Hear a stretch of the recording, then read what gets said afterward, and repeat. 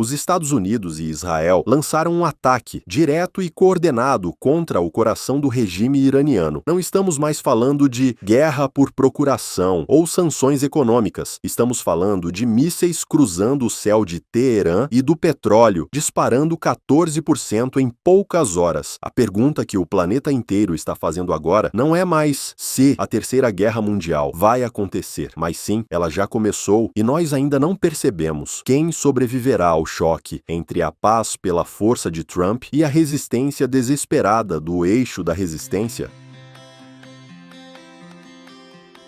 Para você entender a gravidade do momento, precisamos olhar para os fatos dos últimos 3 dias. Entre 1º e 2º de março de 2026, uma operação conjunta sem precedentes entre a Força Aérea de Israel e o Comando Central dos Estados Unidos, CENTCOM, atingiu instalações nucleares e bases de mísseis balísticos em solo iraniano. A joia da coroa iraniana são as baterias Bavar 373. Que são compostas por 4 componentes. O primeiro, que funciona como os olhos, é uma antena gigante que varre os céus em busca do inimigo.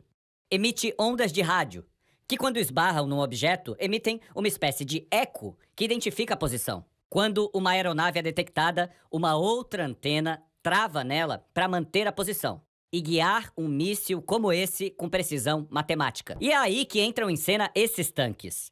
Cada bateria pode ter até 8 desses, que se posicionam e lançam o míssil de defesa. Mas as inteligências israelense e americana estudaram o sistema nos últimos anos e criaram um plano para desativá-lo cirurgicamente. Os novos drones americanos custam $35 mil cada.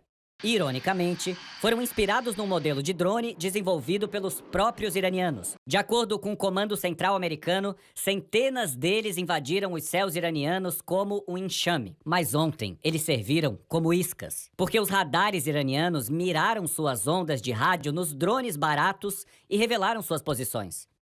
Com essas informações, os americanos lançaram a primeira leva de Tomahawks, direto de navios e submarinos no Golfo Pérsico e Mar Arábico.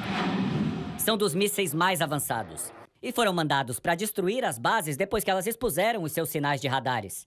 Enquanto isso, na fronteira, aviões americanos começaram a chamada guerra eletrônica, que miram em embaralhar aqueles sinais de rádio emitidos pelas antenas iranianas. Eles lançam sinais mais fortes. Isso faz com que os computadores das baterias de defesa iranianas deem tela preta. Depois entrou em cena a frota dos 200 aviões israelenses. Uma orquestra de destruição aérea como não se via desde as grandes guerras do século XX. O governo Trump justificou a ação como um ataque preventivo necessário para impedir que o Irã finalizasse sua primeira ogiva nuclear.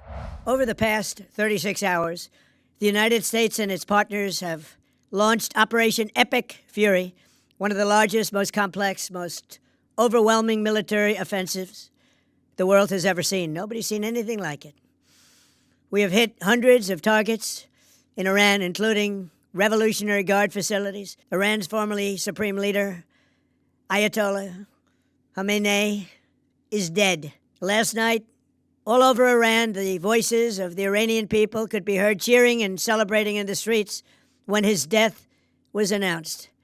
Combat operations continue at this time in full force, and they will continue until all of our objectives are achieved. We have very strong objectives.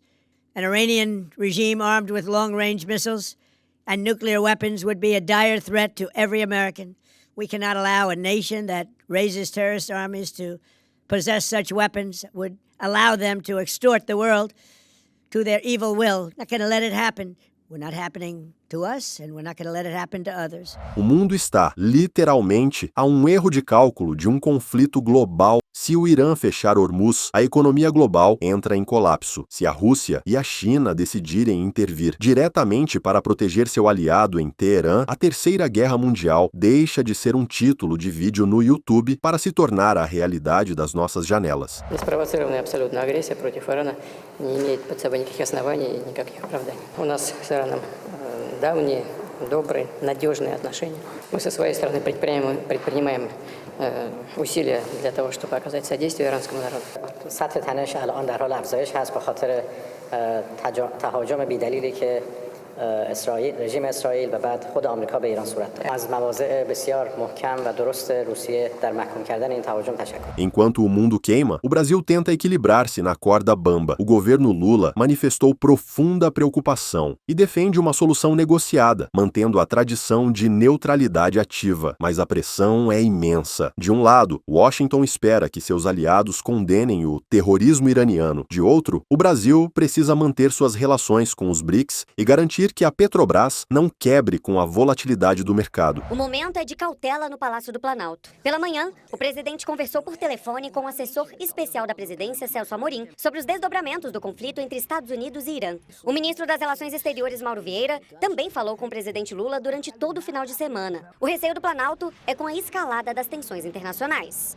Inicialmente, o governo brasileiro vai deixar que a diplomacia trate do conflito sem expor o presidente Lula. Há receio de que algum movimento prejudique a reunião com o presidente Donald Trump, prevista para este mês, mas ainda sem data marcada. No encontro, Lula pretende fazer um apelo pelo diálogo entre os Estados Unidos e o Irã. O governo também monitora com apreensão o aumento da cotação internacional do petróleo. Também hoje, o ministro Mauro Vieira telefonou para o chanceler dos Emirados Árabes Unidos. Os dois falaram sobre o fechamento do espaço aéreo na zona de conflito, o que tem impacto direto para os brasileiros que estão na região. Já o ministro da Defesa disse acreditar que esse tipo de conflito é permanente. José Múcio defendeu mais investimentos nas Forças Armadas.